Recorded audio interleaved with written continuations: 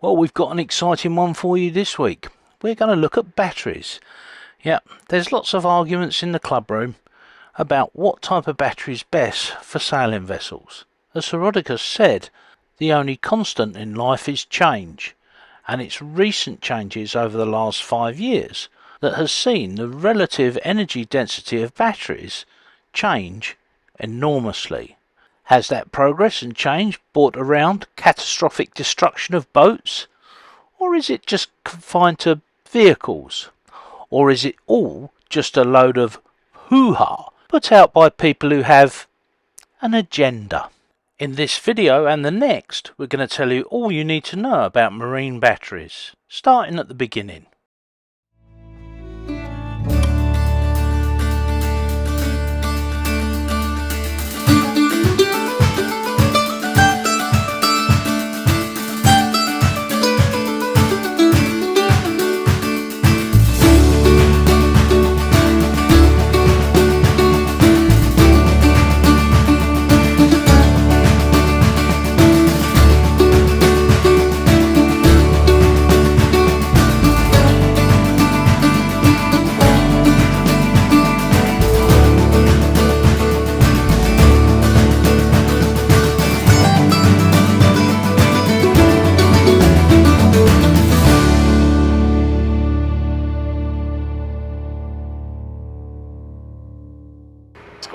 It's believed the blaze was caused by a faulty lithium-ion battery from an e-bike. It happened pretty quickly on that side. Possibly a lithium-ion battery has been charged in that room, which has escalated that situation.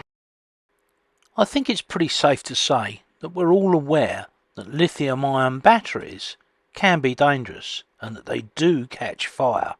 And this tends to happen during charging or sometimes through heavy discharge. And it happens on bikes, cars and scooters. A marine industry symposium on the fire risk posed by lithium-ion batteries has concluded that the technology is safe, but that the risk increases with misuse of uncertified accessories. So what does that mean? We'll come back to that in a minute. Let's look at some of the different types of batteries used in the marine industry. Let's look at lead-acid batteries, and this covers quite a lot of batteries.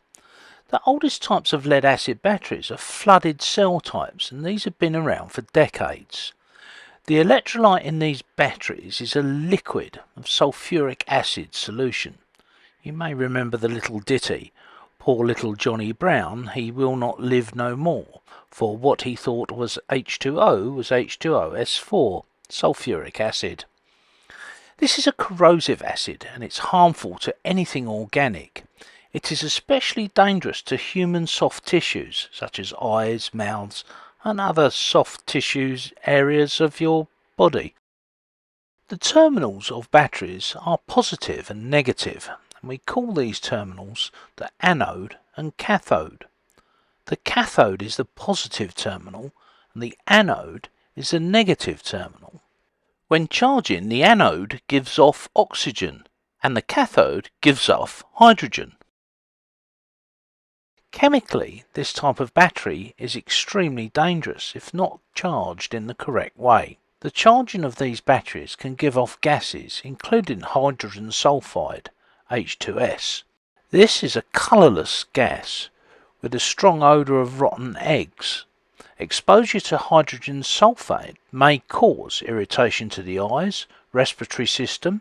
It can also cause apnea, coma, convulsions, dizziness, headache, weakness, irritability, insomnia, stomach upset and even death. During battery charging, oxygen and hydrogen are released after a cell has reached approximately 95% of its charge state. The fact that these gases are given up during battery charging means that the atmosphere around them can become not only toxic but also explosive. Oxygen can make things extremely volatile, and we all know it's one side of the fire triangle.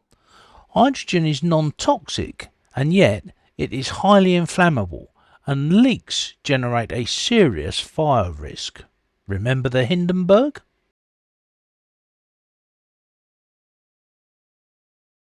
Connecting or disconnecting a lead-acid battery while it is off gassing can cause an explosion. These explosions can be very dramatic.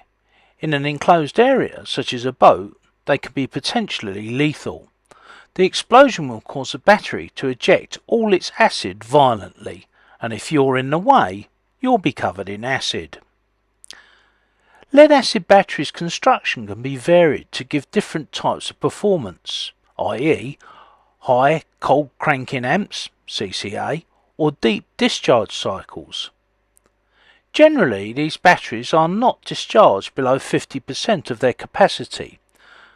Wet cells can last 3 to 5 years depending on quality and care. They can last up to 700 cycles, but it's more likely they'll only last about 500. They can of course last much longer, provided they're charged correctly, they're of good quality in the first place, and you look after them, i.e. don't discharge them too much, too often. All lead-acid batteries are dangerous, including AGMs and gels, but over the years we've learnt to manage these properties, and therefore we get a bit blasé about them these days, especially on boats. Potentially at the moment, AGM batteries offer the best value for money in the short term, say 3 to 5 years. However, prices are falling on other types of energy storage, which means they are becoming better value. AGM lead-acid batteries utilise absorbed glass matte, or AGM, a process which is superior to traditional flooded technology, but more expensive to produce. AGMs use a very fine, very porous glass separator mat to absorb the electrolyte, increasing efficiency by lowering the internal resistance. Remember that for later. Which in turn boosts capacity. Lower internal resistance also means that the battery can be charged much faster at a higher voltage than conventional wet or lead-acid batteries.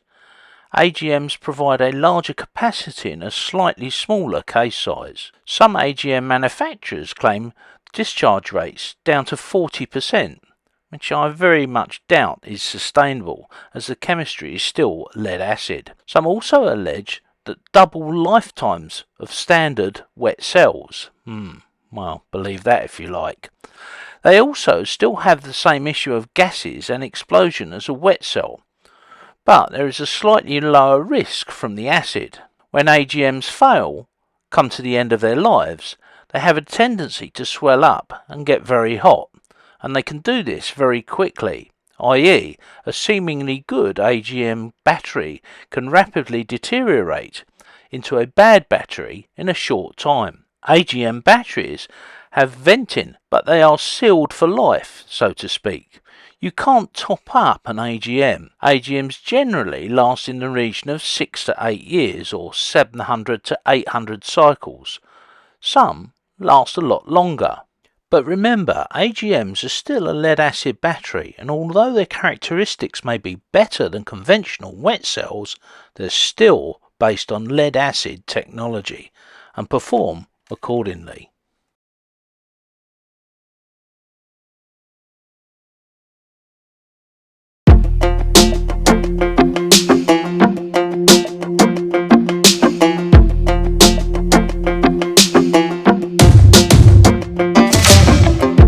Maybe I was blind, known you forever while I tried to find someone that could be my great love. Right in front of me, I didn't realize you were my dream, so you took me by surprise. Oh yeah, even in my wildest dreams, I didn't think we were destined to be, and now you're laying next to me. Everything feels like oh yeah, wanna give you every part of me. I can't believe this is reality, and now you're laying next to me. Everything feels like oh yeah.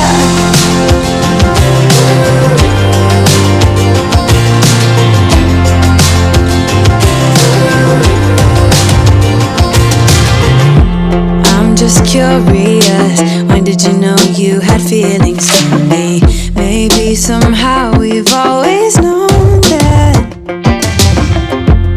we have chemistry, but always chasing after someone else. So this took me by surprise.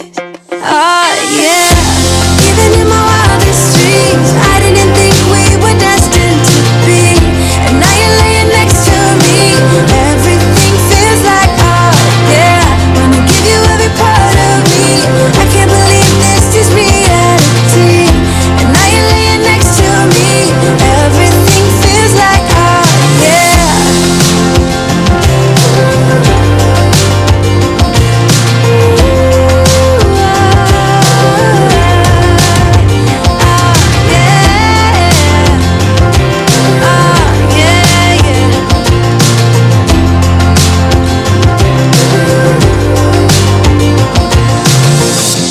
Even in my wildest dreams, even in my wildest dreams. Gel batteries have a similar makeup to AGM. The electrolyte or acid is held in gel form. These batteries are often confused with AGM, but have a distinct difference in their makeup and performance. Gel is known for good performance at high ambient temperatures, is less prone to sulfating than other systems, but it needs the correct charge and float voltages. In comparison to AGM, it is superior at low temperatures with better current delivery because of its low internal resistance. They are alleged to have a better longevity than both AGM and wet cells. However, this is dependent on usage. They are extremely susceptible to overcharging. They really need to be charged slowly and at lower amperages than normal lead-acid batteries. Some companies claim that if you charge a normal 12-volt gel battery to 90% of its charge capacity and keep it unused in a charged state, it will last up to 6 years while retaining up to 80% of its original charge. Wow, big claim. They also claim gels can last up to 20 years or 5,500 cycles. But as Grandad used to say, I rather doubt that. It's important to remember that all lead-acid batteries need this charging cycle of bulk, absorption, float, and then standby. However, if a battery has an internal resistance which is low enough, you don't need this 4-stage cycle. So is lithium the new messiah? He's not the Messiah, he's a very naughty boy! So are lithium batteries really as dangerous as everybody makes out? Well, you'll have to watch next week, because there's so much information, we can't get it into one video. Until next time guys, sail safe.